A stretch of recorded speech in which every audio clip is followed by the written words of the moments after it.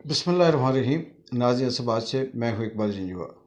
नाज़रीन, वो आपने कहावत सुनी होगी कि जब इंसान पर बुरा वक्त आता है तो वो ऊँट पर भी बैठ जाए तो उससे कुत्ता काट जाता है, क्योंकि उसकी मुसीबत मुश्किल आई होती है। तो वो पहाड़ की चोटी पर भी चढ़ जाए तो कहीं न कहीं से उसके साथ मुश्किल होती है। आजकल यही कुछ सब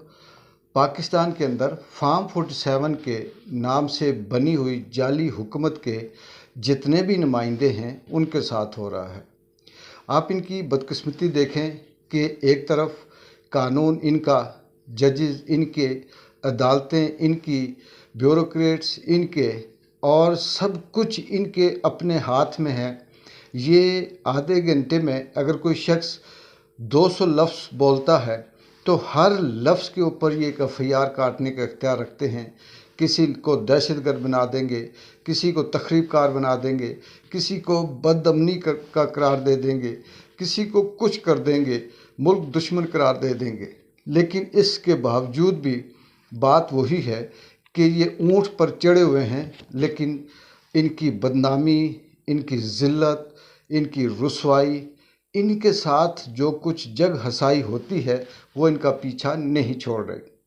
आप ये देखें कि मरियम नवाज़ पंजाब के अंदर जिस तरह से मैनेज करके स्क्रिप्ट के तहत स्कूलों कॉलेजों के अंदर जाती है, वो अपने मर्ज़ी के स्टूडेंट भी नहीं होते, आम उन रिश्तेदारों, दोस्तों, ताल्लुकदारों और नून लीग के एमएनए एमपीए के ताल्लुक वाले लोगों को स्टूडेंट बनाकर लाते हैं, चाहे वो बच्चे हों या बच्चियां हों। फिर उनसे वो एक्टिंग करवाते हैं, फिर उनसे वो गले मिलती हैं, फिर अपने आप को ये कहती है कि मैं बहुत ही आप लोगों की हमदर्द हूँ, तो मैं आपकी माँ हूँ। उसने किसी हमदर्द ने ये खूबसूरत करके उन्हें लिख दिया कि माँ आई, और वो सब कुछ कर गई, उसने सारी चीज़ें पूरी कर दी। तो कुदरत का निज़ाम देखें कि उसके बाद सोशल मीडिया भरा हुआ है कि माँ आई, करप्शन की माँ आई, चोर की माँ आई, जुल्म करने की माँ आई। तो जितने भी पाकिस्तान के अंदर वो तमाम चीज़ें जो इस वक्त हुकूमत परफॉर्म कर रही है, जुल्म, ज़्यादती, जबर, फस्तायत, बर्बरियत, नाइंसाफ़ी, दो नंबरी, फ्रॉड, झूठ, वो सारे के सारे पीछे माँ आई, आगे वो लगा दिया। तो क्या खूब बात है कि उन्होंने तो अपनी पब्लिसिटी के लिए माँ का दर्जा दे दिया कि जी मैं माँ हूँ। आय हाय, ये फातिमा जिन्ना जिसे हम मादरे मिल्लत कहते हैं, ये वो बनने की कोशिश कर रहे हैं, लेकिन नकली नकली है, असली असली है। ऐसे दो नंबर, फेक और ड्रामे करने से ना माँ बना जाता है, ना मादरे मिल्लत बना जाता है, और ना कोई आपसे मोहब्बत करता है। आगे देखें, रियासत ने, मुक़्तदर हलकों ने मोहसिन नकवी, जिसकी बदबख्ती, बदकिस्मती ये है कि जिस चीज़ को हाथ लगाता है, सोने को हाथ लगाता है वो पत्थर बन जाता है, हीरे को हाथ लगाता है वो गोबर बन जाता है। उसने क्रिकेट की तबाही की, उसने जुल्म किया, गोलियां चलाई, पंजाब के अंदर जितना जुल्म जबर हो सकता था तारीख को उसने मिटा कर रख दिया, और उसने अपने आप को ऐसा शख्स साबित किया कि आने वाला वक्त जब मौरख लिखेगा, पता नहीं इसको किस नाम से लिखेगा। पुराने ज़माने में तो चंगेज़, हिटलर और फलाना फलाना होता था, ये पता नहीं क्या होगा। लेकिन शाह बहादुर ने उनको अमेरिका में एम्बेसडर बनाकर भेजा कि जाएं और वहाँ पर ट्रंप की जो इंतज़ामिया है, ट्रंप के जो सियासी कारकुन हैं, जो एक्टिविस्ट हैं, उनके साथ मुलाकात करें और कोई ऐसा पैगाम दें कि वो ये ज़ाहिर करें हम कि जी हमारे ताल्लुकात, यानी नून लीग का तो हर के नाम ही है, हमारे ताल्लुकात अमेरिका के अंदर हुकूमत के साथ अच्छे हो गए हैं, ये हमारे नुमाइंदे हैं। और ये इनकी तस्वीर देखें, कोई ट्वीट हो रही हैं, कोई सोशल मीडिया पे हैं, कोई फेसबुक पे हैं, फिर टाउट साफ़ियों को छोड़ दिया, तबसरे करो, ये जी मोहसिन नकवी, उसका फ़लाँ से मुलाकात। बदकिस्मती देखें कि ऊँट पे चढ़ते हैं, नीचे से कुत्ता काट देता है।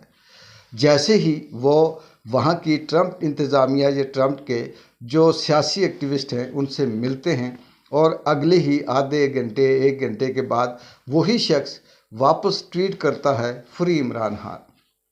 ये एक बार नहीं हुआ, ये दूसरे किसी नुमाइंदे से मिले और उन्होंने भी कहा कि लंबी बातें करने का, फजूल बातें करने से बेहतर है सीधी सिंपल एक ही बात है, फ्री इमरान खान। और वो ज़िल्लत, वो रुसवाई जो उनके हिस्से में है वो किसी न किसी तरह से उन्हें मिल रही है। वो चाहे पहाड़ी पे चढ़ जाएं, चाहे हुकूमत ले लें, फार्म 47 से अपने आप को 10 सीटों से 4-6 सीटों से 180 सीटें ले लें, वो जितनी मर्जी ताकत डंडा अपने हाथ में रखें, लेकिन कुदरत ने उनके हिस्से की जो ज़िल्लत है उसको किसी सूरत भी कम नहीं होने देना। आगे जिस तरह से शेर जब जंगल में शिकार करता है, शिकार करने से पहले शेर ज़ोर से दहाड़ता है और उसके दहाड़ने से जंगल के अंदर खौफ पैदा होता है और उस खौफ पैदा होने से जो जंगल के जंगली जानवर हैं छोटे मोटे वो कहीं बाहर निकल आते हैं और वो ये सोचते हैं कि शायद शेर कहीं यहीं है, तो डर से जब निकलते हैं शेर फिर उन्हें शिकार करता है। पाकिस्तान की रियासत, इस्टेब्लिशमेंट, ताकत बिल्कुल उसी शेर की तरह पहले वो खौफ पैदा करती है कि किसी के ऊपर एफआईए का चार्ज लगा दिया, उसे रेड वारंट जारी कर दिए, उसे गिरफ्तारी का ऑर्डर जारी कर दिया, उसको दहशतगर्द करार दे दिया, उसके ख़िलाफ़ पूरी की पूरी मीडिया छोड़ दी, उसे बयानिया बनवाने शुरू कर दिए ताकि वो कहीं ना कहीं से बाहर निकले, वो बाहर आए, वो बयान दे और वो सामना करे, फिर हम उसे गिरफ़्तार करें। मलक रियाज जो किसी से भूला हुआ नहीं है, पूरा पाकिस्तान जानता है, मीडिया उसके पैसों पे पला है, इस्टेब्लिशमेंट उसके पैसों पे पली है, हुकूमतें उनके पैसों पे इलेक्शन लड़ती रही हैं, बहुत बड़ा स्पॉन्सर रहा वो नून लीग का भी और पीपल्स पार्टी का भी इलेक्शन के दौरान, और हर जगह पे वो उसने ख़ुद भी करप्शन की, लेकिन हर जगह पे पाकिस्तान के अंदर जितने भी ब्यूरोक्रेट्स हैं, मीडिया के लोग हैं, हुकूमत के लोग हैं, कोई ऑफिसर हैं, कोई रिटायर्ड हैं, कोई हाज़र सर्विस हैं, वो सब के सब मलक रियाज से किसी न किसी तरह से फ़ायदा उठाते रहे। कोई प्लाट लेता रहा, कोई गाड़ी लेता रहा, कोई नौकरी लेता रहा, कोई कुछ लेता रहा, कोई कुछ सिफारिश करता रहा।